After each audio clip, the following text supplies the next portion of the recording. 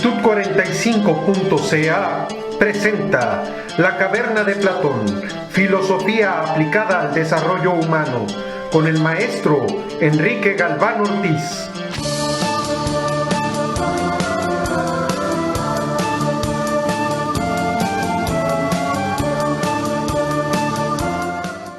Hola, queridos amigos de la Caverna de Platón. En este programa que sintonizas en Latitud 45.ca, ahora estamos muy contentos porque nuestra segunda velita ya está encendida. Celebramos este domingo, a esta hora, las tradicionales mañanitas o el tradicional Happy Birthday. Felicidades a aquellos que han tenido la paciencia y la tolerancia de seguirnos, y a los nuevos amigos que se han sumado a mitad del tiempo o en los últimos programas. Esta tarde, noche, estamos de fiesta, recordando a aquellos hombres que han visitado nuestro programa, a ilustres personajes que hemos llamado como hombres prometeicos, porque a la manera del mito de Prometeo han bajado la luz, el fuego olímpico a nuestro programa, para que desde la comodidad del hombre cotidiano, para que desde donde nos encontremos logremos sacar aquellas ideas de aquellos ilustres hombres que han forjado el devenir de la humanidad. Nuestro programa, que hace 2 años mencionamos un aforismo filosófico: hombre, conócete a ti mismo y conocerás a los dioses y al universo, que se encontraba escrito en el frontispicio del templo de Delfos, consagrado a Apolo, y que estas palabras aún son vigentes, no han caducado en el tiempo, y podemos aún recomendar lo que la pitonisa le decía cuando entregaba el oráculo a quienes la consultaban, o las palabras del maestro Sócrates cuando decía: yo solo sé que no sé nada, o la del buen Heráclito en su sentencia famosa que reverbera en el tiempo al decir: nadie se baña 2 veces en el mismo río. Una imagen plástica para tener presente a la impermanencia. Lo único permanente en el universo es la impermanencia. O cuando el buen Platón, autor del concepto del zoopoliticón, afirma: el precio de desatender la política es ser gobernados por los peores hombres. ¿Qué tal? ¿Qué tan vigente puede ser para el hombre del siglo XXI lo que decía el creador del Academos, de la Academia griega? Y así fuimos repasando pensamientos a lo largo de nuestros programas, que algunos se recordarán, otros los repetimos para que no queden soterrados en el olvido. O los últimos aforismos de los últimos domingos, en nuestros últimos programas, cuando abordamos el pienso y luego lobo existo de René Descartes, o el hombre es el lobo del hombre de Thomas Hobbes, o el sapere aude de Immanuel Kant, atrévete a pensar, o los últimos programas que hemos tenido la ocasión, el gusto de abordar a George Berkeley y que inmortaliza esta sentencia filosófica: existo solo cuando soy percibido, y que hemos explicado a cierto nivel exhaustivo por qué lo dijeron. Hoy que estamos celebrando nuestro segundo aniversario, sería bueno como recordar algunos de los puntos con que iniciamos.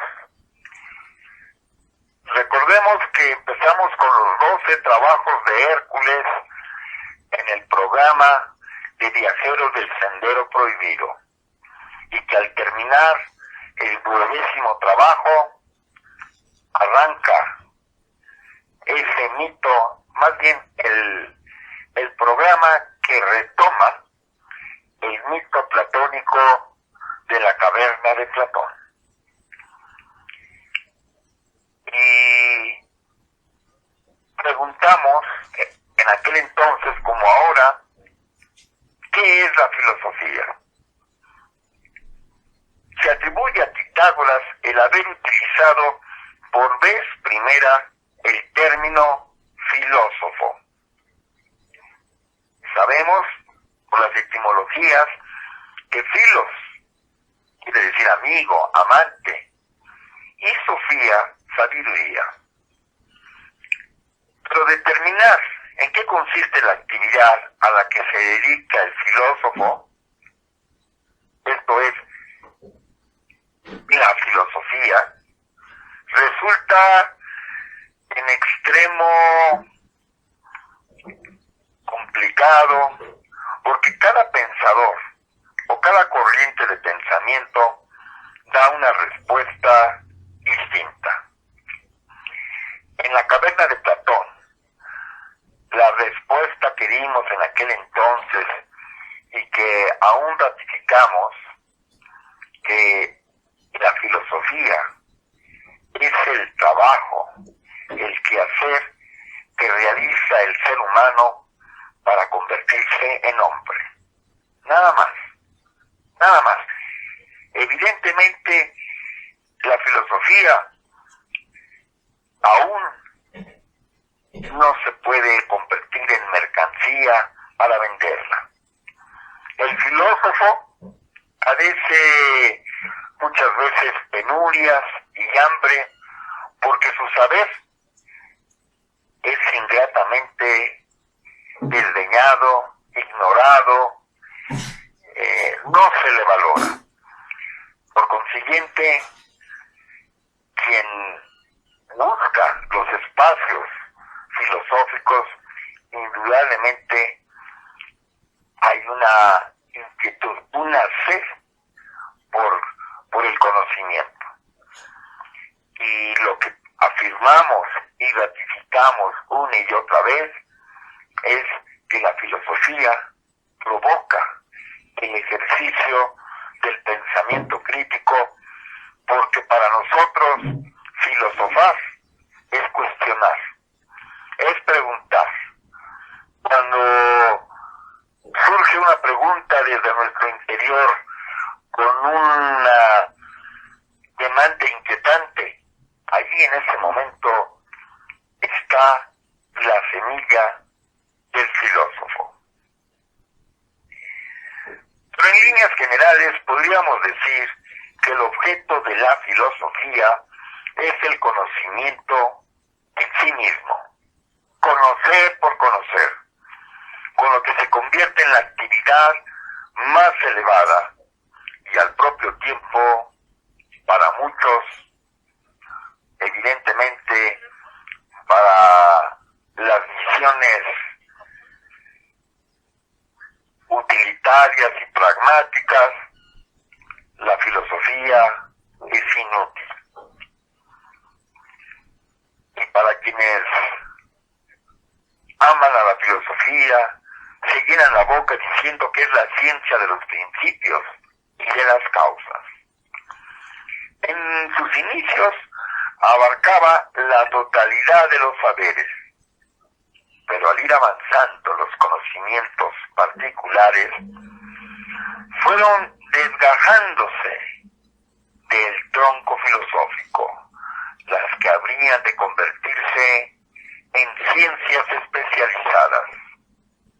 En efecto, los primeros filósofos eran además matemáticos, astrónomos, naturalistas, etc. En nuestro tiempo, una serie de disciplinas como la lógica, la psicología, la sociología y demás saberes entraban en el ámbito de la filosofía. Han adquirido estos saberes un desarrollo que ha determinado su emancipación y al mismo tiempo han ayudado a consumar las más profundas crisis jamás conocidas por la filosofía. La filosofía resulta entonces la madre del conocimiento.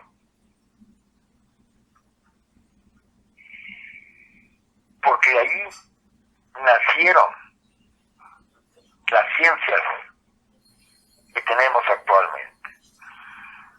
Y el día de hoy existe la filosofía sobre cada una de esos saberes. Ponerse a pensar y hacer preguntas sobre la política es hacer filosofía de la política. Y ya hay pensadores que hacen filosofía sobre la economía, filosofía sobre la historia. Y así podemos ir recorriendo muchos temas, no importa, al grado de que hay quien hace filosofía del éxito, de la superación, y eso sí lo pueden vender con los bestsellers y talleres para la superación personal. Pero en todos ellos está implícita precisamente la curiosidad por la profundidad de las preguntas. En todas las culturas ha habido pensadores y filósofos en estricto sentido etimológico, es decir, amantes de la sabiduría. Sin embargo, la filosofía se presenta como una creación exclusiva del genio griego. En Occidente tenemos 2500 años de la historia de la filosofía. Y eso es hablar, evidentemente, de la filosofía de Occidente. Pero ya existía la filosofía en Medio Oriente, en Oriente y en Extremo Oriente. Culturas que rebasan con milenios a la civilización occidental. Y la filosofía de Occidente es provocada, es hija de esas filosofías que están más allá de las fronteras de Occidente.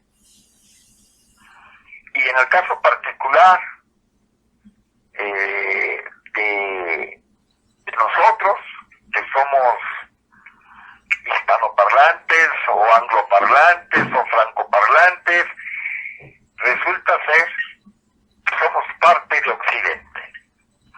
Y la civilización occidental se sostiene sobre 3 columnas: sobre el intelecto griego, la civilis romana y la moral judeo-cristiana.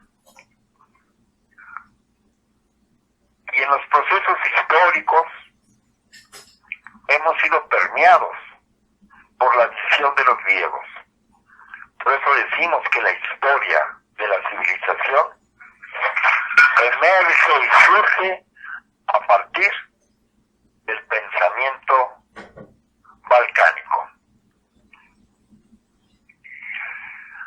Hay algunas aportaciones islámicas y judaicas que dejan su huella digital en el pensamiento occidental.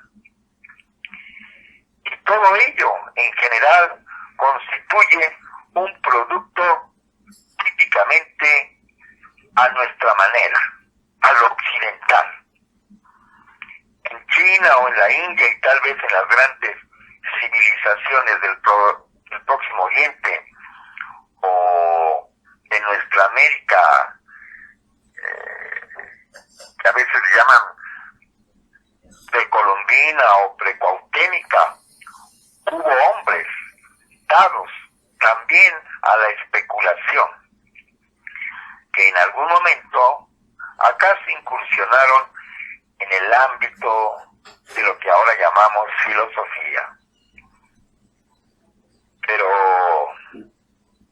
no cabe en profundidad referirnos a una filosofía china, a una filosofía egipcia o de la India. Los países donde se desarrollaron esas culturas eran teocracias, en las que todo giraba en torno al misticismo. Por más, digamos que esta denominación no convenga exactamente a su sistema de creencias. Ninguna actividad, en efecto, era profana, pues tal noción resultaba inconcebible. El arte no tenía por finalidad crear belleza, sino servir de soporte a unos símbolos sagrados. La economía, el derecho y la vida social se sujetaban a normas no humanas, sino dictadas desde lo alto. Aún hoy en día, la cultura islámica, las leyes políticas y sociales emanan del mismo Corán, texto sagrado, según marca la tradición, por Alá, el único y Dios verdadero, y entregadas al hombre por Mohammed, su verdadero profeta. En esos tiempos, todo tenía ese carácter.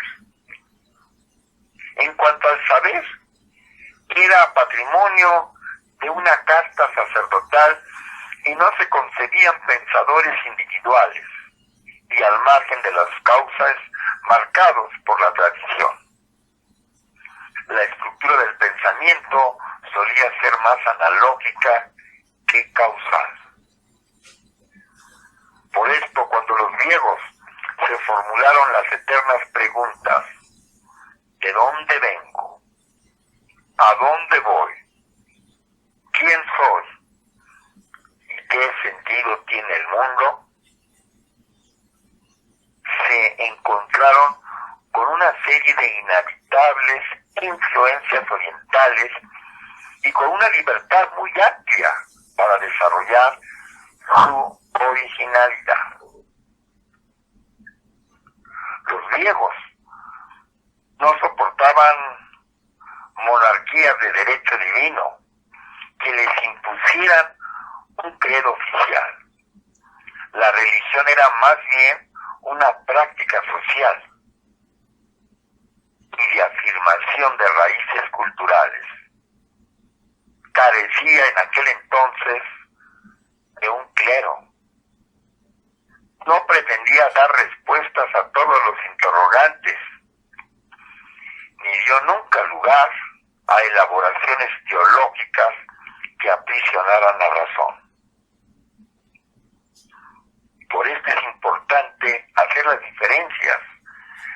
filosofía oriental y la filosofía occidental. Además, los primeros filósofos florecieron en las colonias de Asia, del Asia Menor y de la Magna Grecia. Hoy actualmente es el sur de Italia y la isla de Sicilia, donde la libertad era mucho mayor que en la metrópoli. La primera interrogación que se formularon los pensadores antiguos sobre el mundo que les rodeaba, sobre la naturaleza, significativamente, las obras de los pocos presocráticos que dejaron escrito solían titularse Perifiseos. Hay una gran bibliografía que precisamente así tienen acuñados estos términos, como una glosa exprofeso de la filosofía. Y cómo estaban convencidos de que hay una materia prima en el pensamiento de aquellos hombres, de la que todo lo existente es transformación más o menos elaborada a partir de esa materia prima, dando así, por supuesto, el principio de unidad de la materia. Las especulaciones se dirigían a determinar cuál era ese principio, el famoso arché. Tales de Mileto, allí por los años 600 y 500, surge como se le considera como el primer filósofo en la historia de la filosofía de Occidente. Y como muchos de los primeros filósofos de aquellos tiempos, eran lo que denominaríamos hoy los científicos. Eran los sabios de su mundo. Y al mismo tiempo eran hombres públicos. La tradición, en efecto, nos ha transmitido una múltiple personalidad. Tales de Mileto, en este momento lo presentamos como filósofo, pero los estudiantes de matemáticas conocen bien sus postulados y sobre todo por el teorema de Tales de Mileto, acerca de la semejanza que hay en los triángulos. Hizo maravillosos cálculos cuando visitó Egipto, logrando calcular la altura de las pirámides, logrando encontrar hermosas relaciones astronómicas. Hacía mapas del mundo en aquella época para los comerciantes de Mileto, y era además un político. En esos tiempos no estaban separadas las actividades como hoy entre un comerciante, un matemático, un astrónomo, un político, un filósofo.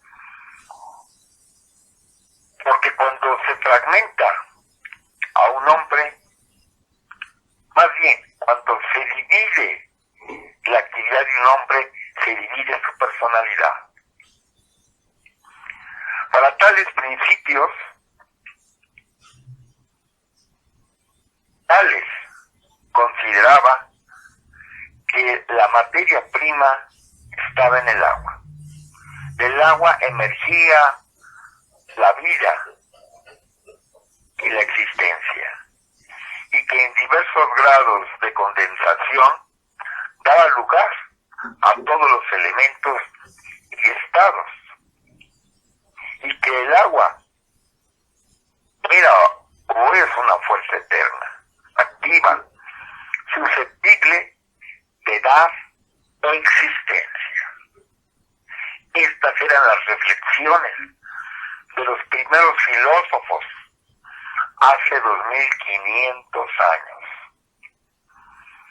Otro filósofo, también de Mileto, recordemos que era una ciudad próspera en los pueblos jónicos. En estas tierras fueron la cuna de la filosofía de Occidente. Mileto, Éfeso, Caledonia, todas esas tierras eran fértiles para el pensamiento filosófico, eran grandes civilizaciones. Y Anaximandro fue autor de un tratado que también tiene que salir esas frases que mencionaba hace un rato, sobre la naturaleza. Escribir, inevitablemente, era abordar este tema. Y Anaximandro decía que el principio o el alge le atribuía un carácter indeterminado, inacible para la experiencia, lo que se llamaba apeirón, arguyendo que la materia limitada y finita no puede dar lugar a lo infinito y eterno. El apeirón es lo uno, necesario, equilibrado y atemporal. Las cosas concretas que de él derivan son otras tantas rupturas de esas propiedades, fruto, por tanto, de un trastorno, de una caída o perversión de lo perfecto. Las cosas se ordenan así en contrarios, rarificándose en forma densa, y se tenía el binomio frío-caliente, seco-húmedo, y que una vez concluida la lucha por superar su antagonismo, se reintegraban a la unidad, a una unidad primigenia. Trascendidas las oposiciones, se cumpliría así un ciclo más en la infinita sucesión de ciclos.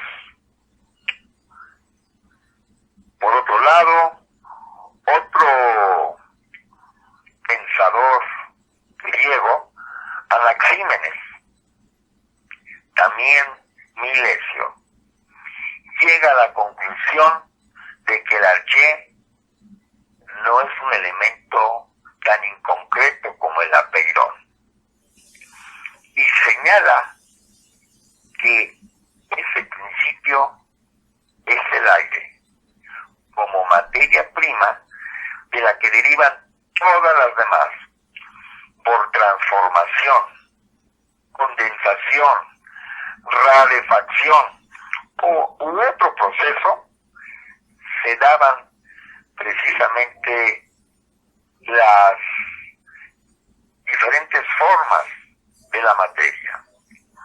Además, el movimiento, propiedad clave en el sistema de este filósofo Anaximandro, lo considera capaz de ir transformándose, pero no de producir. Solo las operaciones contrapuestas de condensación y rarefacción pueden dar nacimiento a las cosas. El aire no hay que entenderlo aquí como un principio concreto a la manera de Tales de Mileto, ni indeterminado a la de Anaximandro, sino como principio vital, esto es, capaz de dar vida y de transformar las manifestaciones de esta. Otro filósofo que también invitamos a nuestro programa, La Caverna de Platón, fue el maestro Pitágoras, que venía acompañado de sus discípulos, los pitagóricos. La caída de las ciudades jonias bajo el poder de los persas determina ese movimiento migratorio, ese desplazamiento de esos centros de gravedad filosóficos y que se dirigen ahora hacia la Magna Grecia. Y florece así un movimiento sobre el que sabemos muy poco, de fondo místico y religioso, y con una proyección social que lleva a sus adeptos a desempeñar un controvertido papel político. Nos referimos precisamente esa noche a los pitagóricos, cuya sociedad muy bien podría calificarse de grupo hermético. Pitágoras, datado de 1572 al año 500 aproximadamente, funda en la ciudad de Crotona esa escuela, que se hace famosa precisamente por esta escuela pitagórica, y que estaba llamada a perdurar bajo diversas formas hasta la época helenística. Sus miembros viven en comunidad, sujetos a una regla, es decir, a una mística, y su influencia les convierte en árbitros de la política, lo que más tarde le vale persecuciones, igual que ahora, que constituyen en suma lo que hoy llamaríamos un grupo de presión. Podríamos compararlos con grupos beligerantes de resistencia social que se oponen al sistema del día de hoy. En aquella época sus herramientas eran religiosas. Sus actividades estaban penetradas de un halo de misterio, y la exposición de la doctrina revestía un carácter iniciático, por lo que sabemos que la base de la enseñanza estaba en la ciencia de los números. Estos tenían o tienen un valor simbólico y constituyen el soporte de un gran sistema analógico. Tomándolos por base, se relacionan con los principios abstractos, con la concreción de las figuras geométricas. Se relacionan los números con las notas musicales, con los colores, y así ver qué relación tenía los números con los animales y con la vida humana, hasta darse cuenta que el mundo y sus fenómenos se podían explicar a través de los misterios de los números. Otro aspecto fundamental de la enseñanza pitagórica, no muy bien conocida, era el sistema moral. que era el eje mismo de su doctrina, que tenía como base la transmigración de las almas, llamada metempsychosis. Las almas, en efecto, ocupaban u ocupan temporal y sucesivamente diversos cuerpos en orden a un perfeccionamiento que las reintegraba al uno del que fueron diferenciadas. Estas ideas son de indudable importancia oriental. No podemos negar que estas ideas las vienen precisamente de las filosofías que van más allá de las fronteras de Occidente y que han hecho raíces ahora en la visión, en la idiosincrasia de los habitantes del siglo XXI en Occidente. Ideas que se remontan precisamente de los pitagóricos y que ahora se esconden, se confunden con muchas doctrinas religiosas. Otro grupo importante, sobresaliente, fueron los eleatas, allá en la Magna Grecia, y contemporáneamente al florecimiento de la escuela pitagórica estaban también allí este grupo filosófico. Se llamaron así porque su cuna fue la tierra de Elea. Esta ciudad fue el lugar de nacimiento de Parménides, su máximo representante, y a todos sus seguidores, sus discípulos, eran conocidos como los eleatas.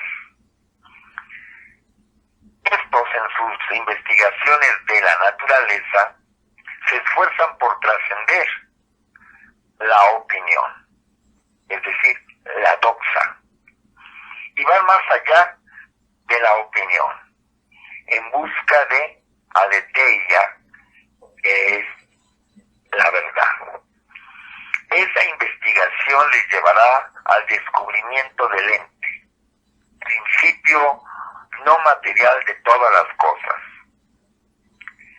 El principio estrictamente material de los jonios queda, por lo tanto, superado, y la especulación se torna ahora metafísica al tomar por objeto el ser. Otro filósofo, Xenófanes, de esta época, estamos hablando del año 550 a 425, Xenófanes es originario de Colofón, otra ciudad que podemos señalarla como pesebre de la filosofía. Lleva a sus máximas consecuencias Xenófanes la unidad del ser, al grado de explicar el mundo en base a lo que ahora se podría llamar un panteísmo. Así Parménides de Elea, uno de los grandes filósofos de todos los tiempos, escribió un poema, un poema tratado, porque se versificaban los ensayos en hexámetros, y lo tituló exactamente como hemos dicho. Todos los títulos tenían estas palabras: el edificeos, que quiere decir sobre la naturaleza, dividido en dos partes dedicadas a la vía de la verdad y a la vía de la opinión. Parménides considera que la auténtica realidad, la vía de la verdad, la vía de la razón, está más allá de las apariencias sencillas. Se trata del ente, único, inmóvil, eterno, que se limita a ser. Y al dar existencia a las cosas, a la materia concreta, lo que no afecta la unidad del ente. Y es cuando se produce el cambio a la multiplicidad, que es la diferenciación susceptible de ser captada por nuestros sentidos. Y allí surge la opinión. Por eso es importante tener la diferencia entre la apariencia y la realidad. Otro filósofo, indudablemente, que no podemos olvidar, es Zenón, de la misma época, también eleata, que diserta o centra su especulación en el problema del movimiento, es decir, en el porqué de los cambios y mutaciones. Unos y otras quedan relegados al mundo de la apariencia, de la doxa. Es también un término muy utilizado, la doxa, pues en el ámbito superior del ente inmóvil no cabe movimiento alguno. Y también surgen, por otro lado, otras ideas que contraargumentan, y al hablar de esto surge inmediatamente el obscuro. Así le apodaban a Heráclito, y este era natural de Éfeso, allí en el Asia Menor. Se fecha su probable existencia del 540 al 476, todos ellos antes de la era común. Es un extraño tipo que interviene en las luchas políticas de su ciudad. Desengañado, huye a vivir en la solitariedad. Por lo oscuro y abstruso de su doctrina, es apodado como el oscuro. Y conservamos de él algunos fragmentos de su obra titulada, que adivinen cómo era, sobre la naturaleza. Como que todos los filósofos escribían obras con el mismo título. Heráclito se plantea el problema de la realidad de las cosas y del movimiento, pero su especulación sigue una trayectoria bien distinta de la de los colegas eleatas.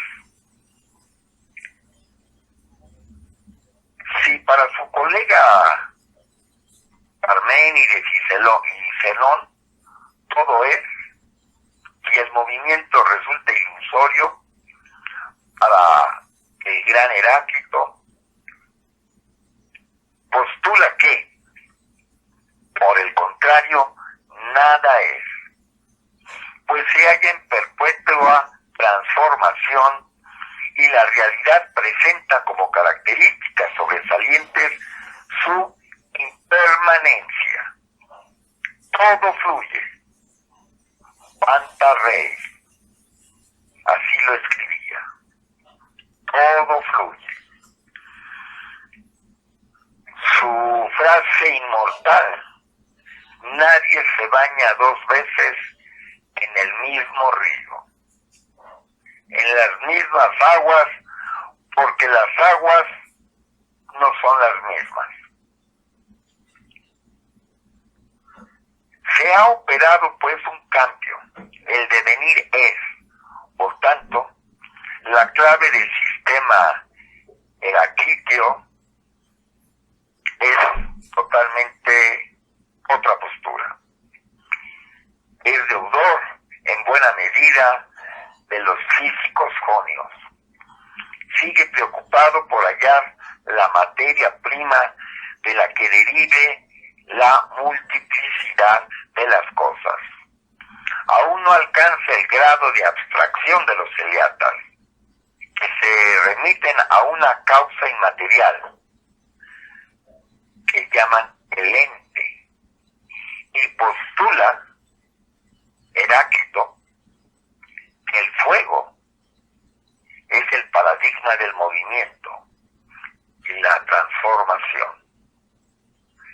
Una llama viviente está en transformación constante.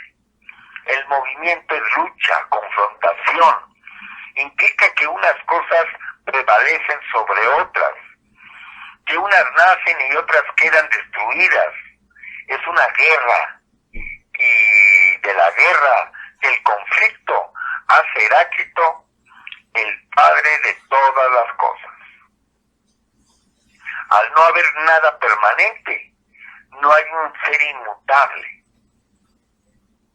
por encima de las contingencias. Lo único es el nous, o el nous, que se refiere a la razón. Pero su objeto, el conocimiento, resulta imposible por la impermanencia de lo real. A él, gracias a él, se entienden el principio dialéctico de la tesis y la antítesis, que son dos fuerzas antagónicas, y que en su confrontación surge la tercera fuerza, que es la que mantiene el movimiento y que es la síntesis. Gracias a esta concepción, los grandes filósofos modernos pueden elaborar precisamente las filosofías modernas. Otro ilustre pensador, Empédocles, natural de Acragas. Hoy a ese lugar en el mapa lo podemos localizar como Agrigento, allá en Sicilia. Vive aproximadamente entre el 490 y el 430. Personaje extraordinario que gana Juegos Olímpicos.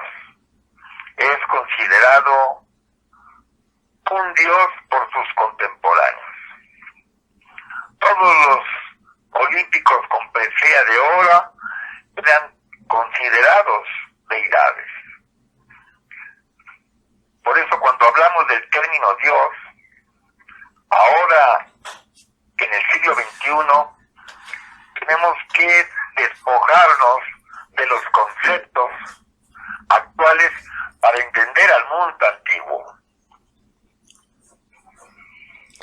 Y los dioses no eran lo que ahora se entiende por dioses.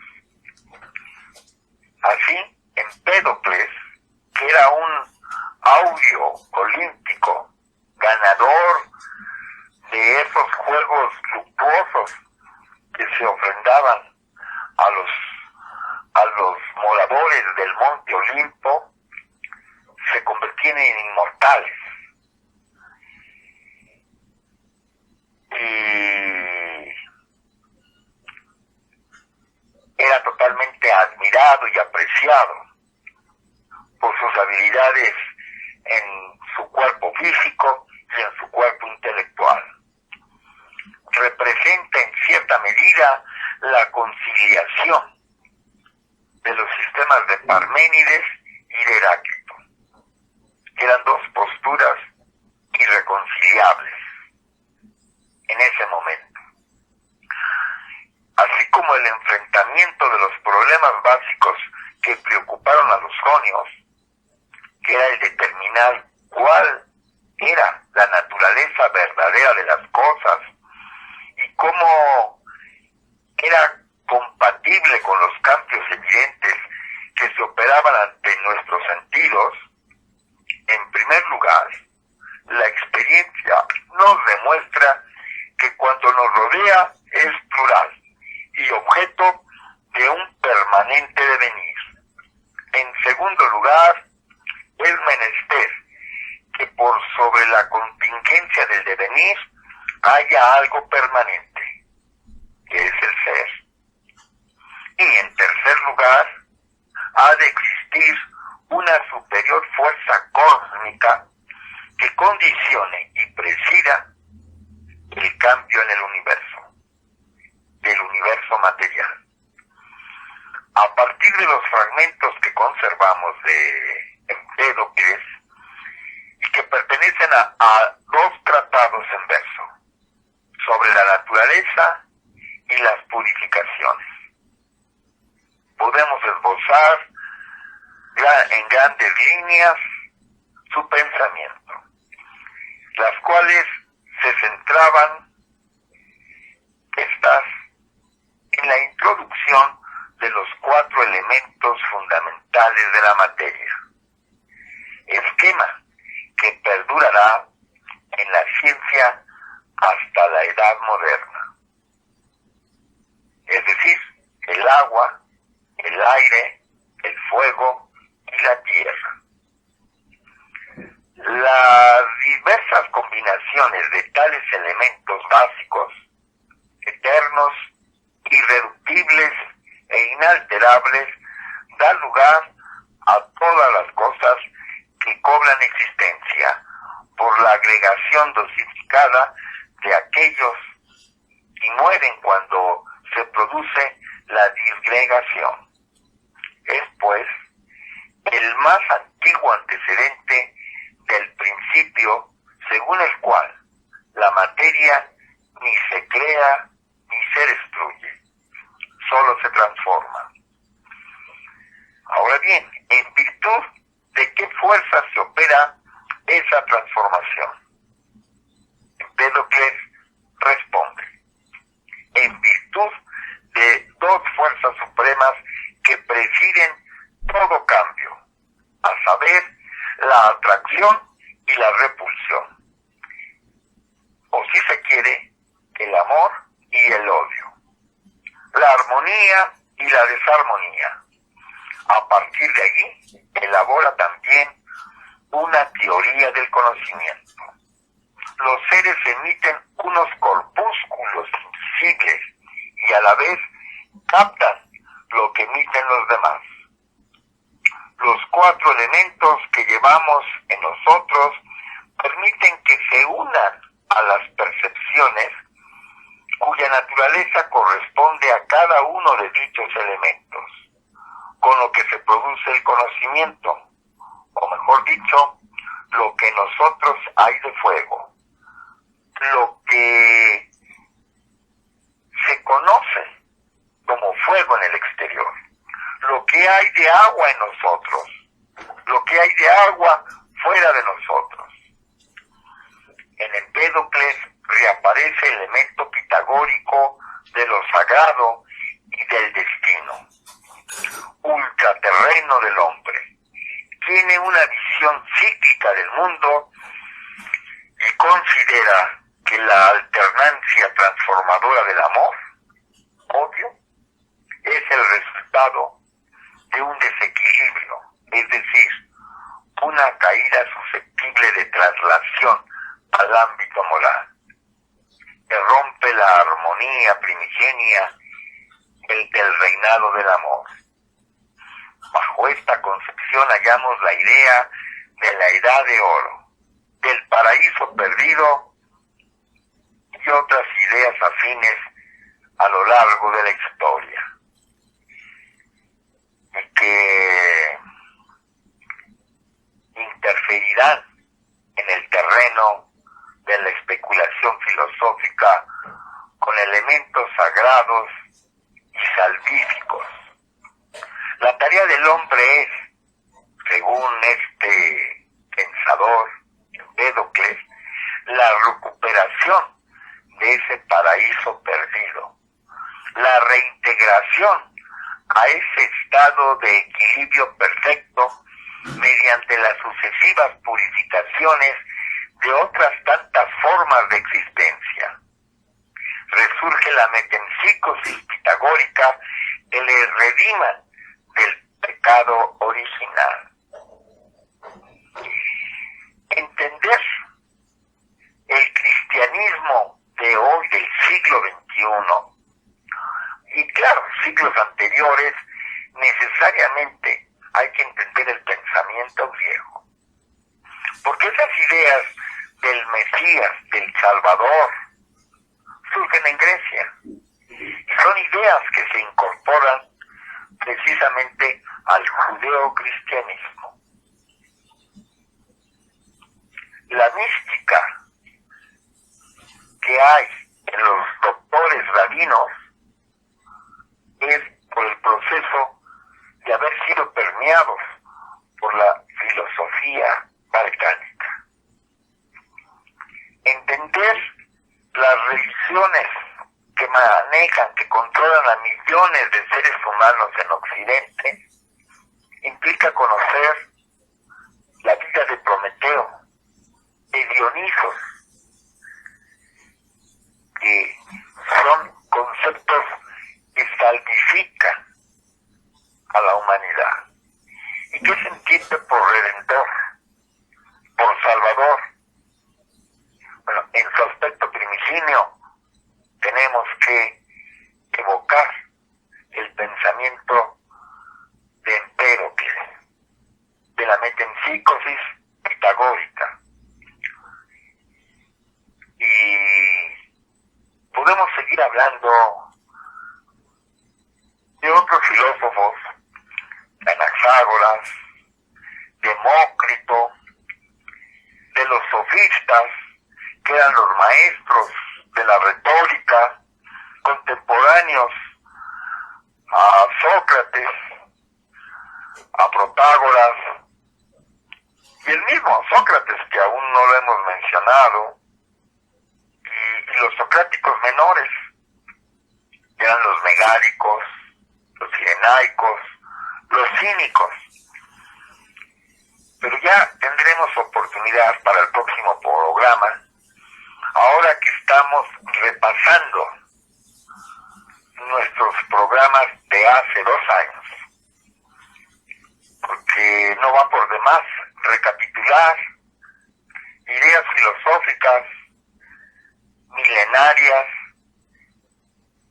pero que son vigentes, y ver qué relación tienen con la modernidad, qué relación tienen en la vida cotidiana y sobre todo en tu vida, que en este momento estás sintonizando Latitud 45. Hasta ahorita repasamos brevemente a algunos pensadores del mundo griego. Empezamos con Tales de Mileto, considerado el padre de la filosofía, pero no por ello más importante que otros, simplemente por cuestiones antropológicas se le ubica en el tiempo, pero tan importantes como Anaximandro, Anaxímenes, que eran conterráneos, los pitagóricos, que eran toda una escuela que reverbera en el tiempo, los Eleatas de Parménides, con Genófanes, Zenón y la Antípoda.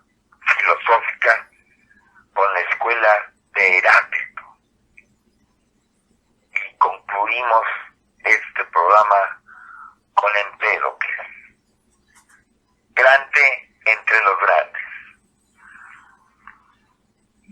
Quizás el siguiente programa demos un repaso para ir en la historia del tiempo. Algunos pensadores que han dejado huella y que han bajado la antorcha olímpica del monte de los 12 grandes y la han compartido entre los mortales. Nos veremos dentro de 8 días, o por lo menos nos escucharemos para retomar las ideas de Anaxágoras, que es quien influye, quien podemos decir que se va creando una sucesión discipular, porque fue maestro de Sócrates, y este maestro de Platón, y Platón maestro de Aristóteles, y todos ellos durante 1000 años reverberaron en la filosofía escolástica.